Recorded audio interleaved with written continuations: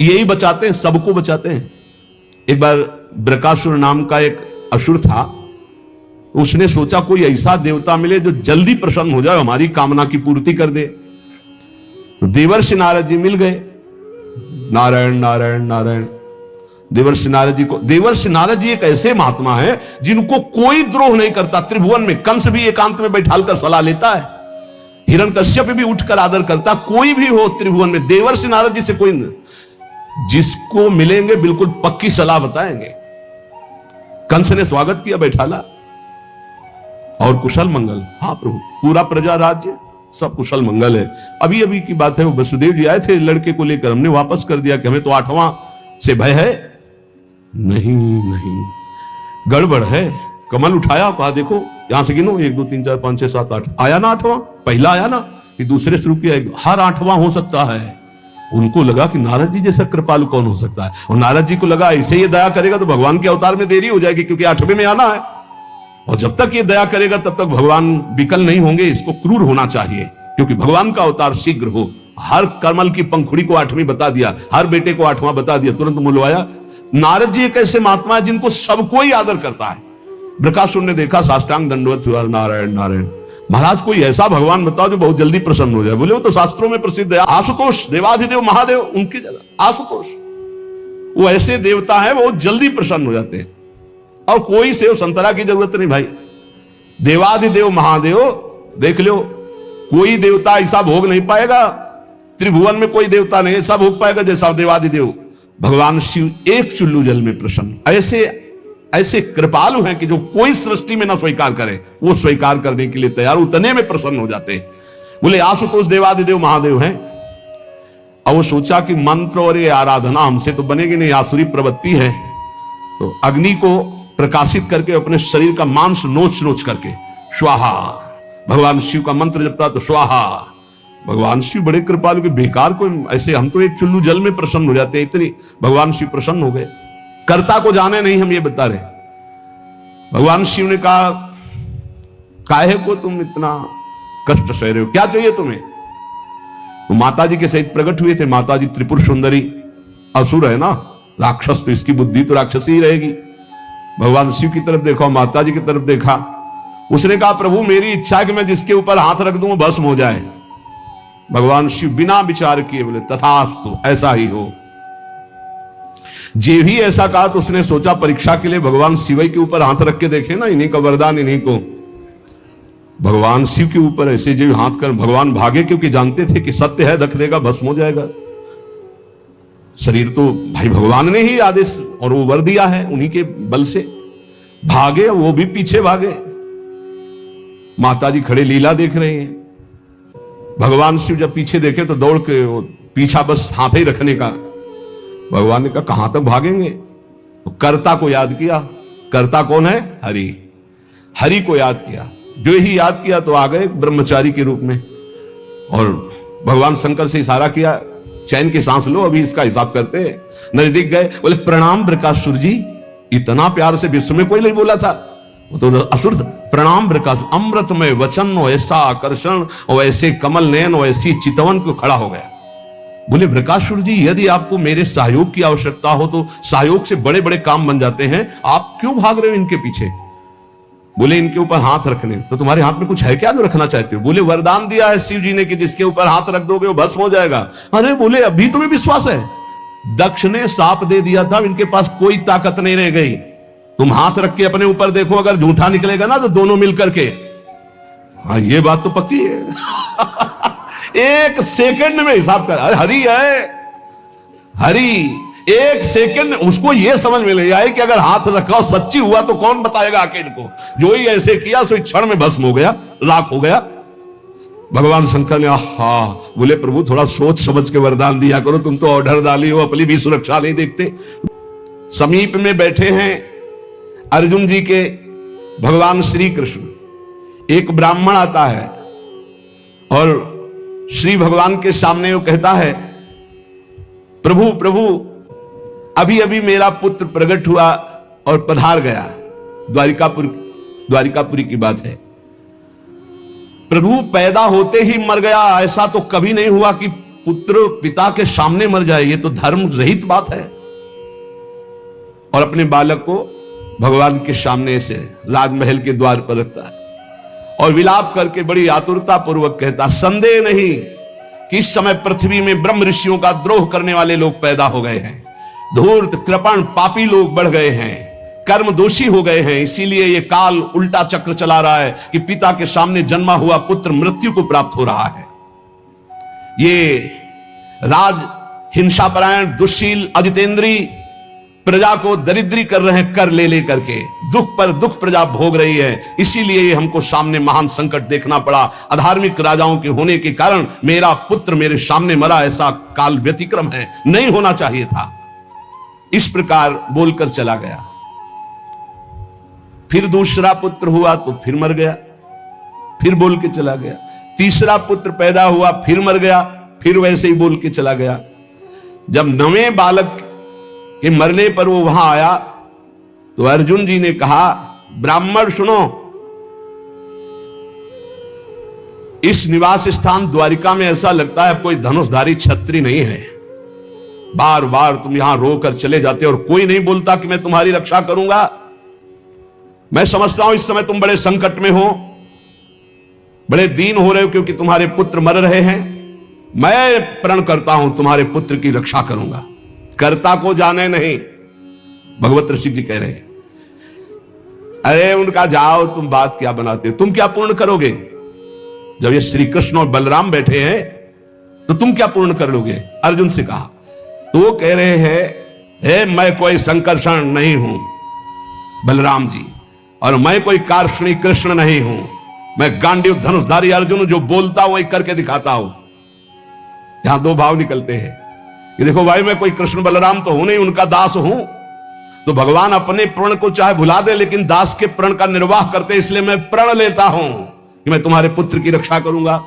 और एक भाव ये होता है कि मैं कोई कृष्ण बलराम नहीं हूं, मैं गांडीव धनुषधारी अर्जुन हूं, जो प्रण लेता हूं उसे पूर्ण करता हूं। ब्राह्मण देवता, यदि मैंने तुम्हारे पुत्र की रक्षा नहीं की तो चिता लगाकर तुम्हारे सामने भस्म हो जाऊंगा। मैं अधिक क्या कहूं, अगर मृत्यु भी सामने आएगी तो मैं जीत कर तुम्हारे पुत्र की रक्षा करूंगा, मैं वचन देता हूं। तब ब्राह्मण ने कहा, जय हो कुंती नंदन अर्जुन, तुम्हारी जय हो भाई, धन्य है, तुम्हारा बल पौरुष प्रशंसनीय है। अब मैं जा रहा हूं, जब बालक होने को होगा तो मैं तुम्हें सूचना दूंगा। फिर समय आया प्रसव का, ब्राह्मण भागता हुआ आया, अर्जुन अर्जुन इस बार तुम मेरे बच्चे को बचा लो, मृत्यु से बचा लो। अर्जुन तत्काल गए, आचमन किया, भगवान शंकर का ध्यान करके प्रणाम किया, श्री कृष्णचंद्र की तरफ देखा भी नहीं, कर्ता को जाले ले यही बात समझा रहे हैं, समझो।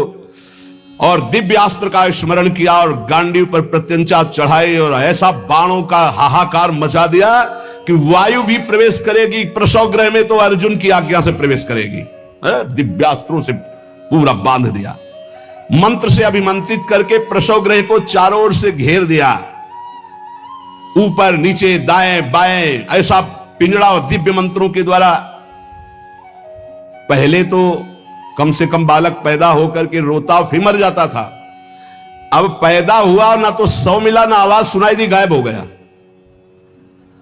पहले तो कम से कम लाश तो मिलती थी, रोता तो था फिर मर जाता था। अब वो ब्राह्मण अर्जुन से कहने लगा कि मेरी मूर्खता देखो, इस नपुंसक की बात में मैं आ गया। हाँ, अरे जहां श्री कृष्ण और बलराम नहीं रक्षा कर पाए, इसकी डींग भरी बातों पर मैंने विश्वास कर लिया। ना प्रद्युम्नो ना अनिरुद्धो न रामो न च केशवा यस्य सेकु परित्रातुम कोन्यस्तद वितेश्वरः। कौन ऐसा है जहां श्री कृष्ण बलराम प्रद्युम्न और अनिरुद्ध नहीं रक्षा कर पाए, वहां और त्रिभुवन में कौन रक्षा कर सकता है? मिथ्यावादी अर्जुन को धिक्कार है, अपने मुंह से बड़ाई करने वाले गांडीव धनुषधारी अर्जुन को धिक्कार है। दुर्बुद्धि मूढ़तावश कहता था कि मैं तुम्हारे बालक की रक्षा कर लूंगा। अब ब्राह्मण तो क्रोध में, देखने को मुंह नहीं मिला लड़के का, पैदा हुआ गायब। अर्जुन ने कहा, ब्राह्मण मेरा अपमान मत करो। तत्काल योग बल से यमपुरी गए। भगवान धर्मराज जी ने देखा कि अर्जुन पधारे, बोले इस समय अर्घ पात्र लेने का हमें अवसर नहीं है, हमें यह बताओ कि वो जीवात्मा तुम्हारे यहां आया है? बोले हमारी पुरी में नहीं आया। विचार किया कि कहां चला गया, जब यमपुरी में नहीं आया इंद्रलोक, अग्निलोक, नैऋति, सोम, वायु, वरुण सबकी पुरियों में गए। अतल नीचे, अतल, सुतल, पाताल, तलातल, महातल, इन लोकों में गए। ऊपर के जनलोक, महालोक, तपलोक, ब्रह्मलोक, कहीं भी ब्रह्मा की जितनी रचना सब घूम डाला अर्जुन ने, कहीं वो जीव नहीं मिला। अब आए, अब भगवान श्री कृष्ण की तरफ देखा, प्यारे प्रणाम, अब जा रहे हैं भस्म होने हम चिता में। यही जीव की दशा है, जब सब जगह से हार जाता है तब बोलता है हरिश शरणम। पहले नहीं चितवन किया कि प्रभु, तो प्रभु समझा देते। प्रण लेने से लेकर अभी तक भगवान की तरफ नहीं देखा कि रुख क्या है। अब जब चिता में जलने का नंबर आया तब केशव प्रणाम आखिरी स्वीकार करो। तो भगवान ने कहा किस बात का? बोले वो प्रण है ना, तो चिता में जलने जा रहे। तुमने अभी पूरे बल का प्रयोग कहां किया? ध्यान दीजिए, तुमने अभी पूरे बल का प्रयोग कहां? तुम्हारा पूरा बल तो मैं हूं। मुस्कुरा दिए अर्जुन, यही हमसे गलती होती है। हमारा बल कौन है? आराध्य देव। हम अपने बल की डींग हाँकने लगते हैं, उन्हीं के बल से मिले हुए बल से। हमारा पूरा बल श्री भगवान है। देखो अर्जुन, तुम्हारा बल मैं हूं। जिस समय ये तुम्हारी निंदा कर रहे हैं, यही सब लोग प्रशंसा करेंगे और तुम्हारे यश की कीर्ति की स्थापना होगी। करें करावें आप सब, जने बढ़ाई दे, मान लो कर्ता को जानो कौन है। सर्वशक्तिमान भगवान जे भी चिंतन किया, भगवान का दिव्य रथ आ गया। भगवान के दिव्य घोड़े, दारुक नाम का सारथी। भगवान ने अर्जुन से कहा बैठो हमारे रथ में। रथ में बैठे। दारुक ने भगवान के नेत्रों की तरफ देखा, इशारा किया, ले चलो। 7 पर्वतों वाले 7 द्वीप, 7 समुद्र, लोकालोक पर्वत, इनको लांघकर घोर अंधकार, इतना अंधकार कि भगवान के दिव्य घोड़े सैब्य, सुग्रीव, मेघपुष्प बलाहक नाम के चारों घोड़े मार्ग नहीं दिखाई दे रहा। तब योगेश्वरों के भी परमेश्वर भगवान श्री कृष्ण ने जब घोड़ों की दशा देखी तो सुदर्शन चक्र का स्मरण किया। हजार हजार सूर्यों जैसा एक साथ तेज प्रकाशित करने वाले भगवान की दिव्य पार्षद सुदर्शन जी आगे चल रहे हैं। घोर अंधकार में सुदर्शन चक्र से ज्योति ऐसी प्रकट हो रही, सब अंधकार नष्ट होता जा रहा, प्रकाश। ऐसे भगवान के सेवक हैं, ऐसे भगवान के दास हैं। सुदर्शन चक्र के द्वारा बतलाए हुए मार्ग से चलकर अंधकार की अंतिम सीमा में पहुंचे। अब अंधकार के पास इतना दिव्य प्रकाश, प्रकाश ही प्रकाश, जैसे घोर अंधकार ऐसे घोर प्रकाश। अब वहां अर्जुन की आंखें चौंधिया गई, विवश हो गए, नेत्र बंद कर लिए। इतना तेज भगवान वहां भी सामर्थ्य प्रदान करी अर्जुन को और घोड़ों को भी। उस तेज के बाद महान जलराशि, श्याम वर्ण का जल ही जल, अगाध जल, जल पार किया तो तेज आंधी, वायु ही वायु। भगवान की ही केवल सामर्थ्य पहुंचने की और सामर्थ्य रही। अब वायु के प्रवाह में बड़ी बड़ी तरंगें उठने लगी। फिर भगवान ने उसको शांत किया। आगे बढ़े तो एक दिव्य महल, और उस महल में मणियां ऐसी चमक रही थी मानो हजार हजार सूर्य एक साथ प्रकाशित हो रहे। भगवान भगवान है, भगवान जैसा कोई नहीं। चारों ओर बड़ी ही उज्जवल ज्योति फैल रही है। देखा अनंत महिमा से युक्त भगवान शेष जी सैया बनाए हुए, और अद्भुत एक एक सिर पे ऐसे मणि चमक रही, ज्योतिर्मय। प्रत्येक फण पर सुंदर सुंदर मणियां जगमगा रही। 2-2 नेत्र, बड़े ही भयंकर नेत्र, और शेष भगवान का श्रीअंग कपूर जैसा गोरा है। कैलाश पर्वत के समान श्वेत वर्ण, नीले रंग की जीभ और गला नीला, भयंकर नेत्र, फणों पर मणि चमक रही। अर्जुन ने देखा शेष भगवान की सुखमयी सैया पर सर्वव्यापक महान प्रभावशाली परम पुरुषोत्तम भगवान भूमा पुरुष विराजमान है। अर्जुन बार बार श्री कृष्ण चंद्र जी की तरफ देख रहे हैं। भूमा पुरुष है तो एक ही, ये कहां ले आए? एक तो ये श्री कृष्ण, एक ये श्री कृष्ण, क्योंकि द्वारिकाधीश भी चतुर्भुज रूप और हरि भी चतुर्भुज रूप। शरीर की कांति वर्षाकालीन मेघ के समान श्याम रंग, अत्यंत सुंदर पीतांबर धारण की, मुख पर प्रसन्नता, कमल जैसे नेत्र, बहुमूल्य मणियों जटित मुकुट, कुंडल कांति, घुंघराली अलकावली, लंबी लंबी सुंदर भुजाएं, कौस्तुभ मणि, वक्षा स्थल में श्रीवत्स का चिन्ह, घुटनों तक माला। वही श्रृंगार जैसा द्वारिकाधीश का, वैसा ही प्रभु का श्रृंगार। अर्जुन ने देखा नंद सुनंद जय विजय ये सब पार्षद मूर्तिमान होकर, पुष्टि श्री कीर्ति अजा, ये चारों दिव्य शक्तियां, रिद्धियां निधियां, लोकपाल, ये सब वहां हाथ जोड़े खड़े हैं। वो भगवान श्री कृष्ण भी प्रणाम कर रहे हैं। तो अर्जुन देख रहे हैं कि ये है क्या लीला, अपने आप को अपने आप से, और कह रहे प्रणाम करो, ये अनंत महिमाशाली भूमा पुरुष भगवान है। अर्जुन भयभीत हो गए कि एक तो ये मेरे सखा श्री कृष्ण और दूसरे ये भूमा पुरुष। श्री कृष्ण ने फिर प्रणाम किया और हाथ जोड़कर कहा कि हे भूमा पुरुष, आप कृपा करके आदेश कीजिए। गंभीर वाणी में बोले, हे अर्जुन और हे श्री कृष्ण, तुम दोनों को देखने के लिए मैंने उन पुत्रों का अपहरण किया, मैंने अपने पास मंगाया। तुम मेरे ही अंश से प्रकट हुए हो और धर्म की रक्षा के लिए पृथ्वी पर अवतार ग्रहण किया। पृथ्वी के भार से दैत्यों का संहार कर चुके हो, अब तुम्हें लौटकर हमारे ही स्वरूप में फिर विलीन होना है। तुम पूर्ण काम सर्वश्रेष्ठ हो, जाओ अभी कुछ कार्य बकाया है, लोक संग्रह के लिए वो कार्य करके पुनः मेरे पास आ जाओ। भगवान श्री कृष्ण भी हाथ जोड़े खड़े, अर्जुन भी खड़े हैं।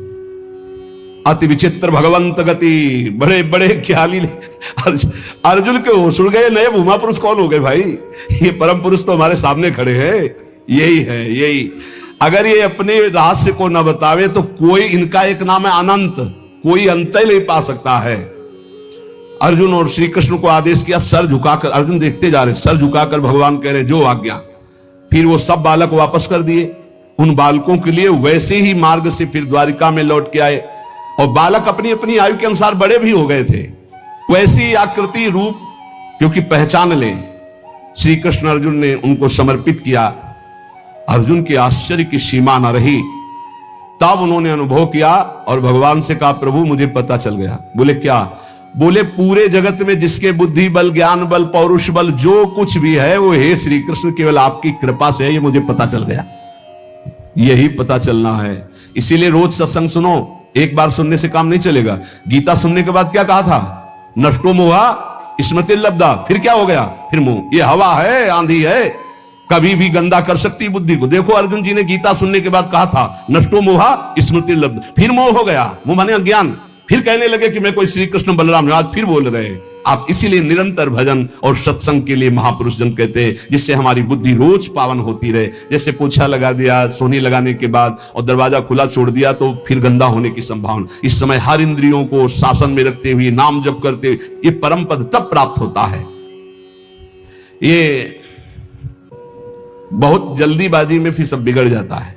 धैर्य पूर्वक भगवान का आश्रय लेकर नाम जप में लगो, इसी से परम मंगल होता है, इसी से परम लाभ होता है।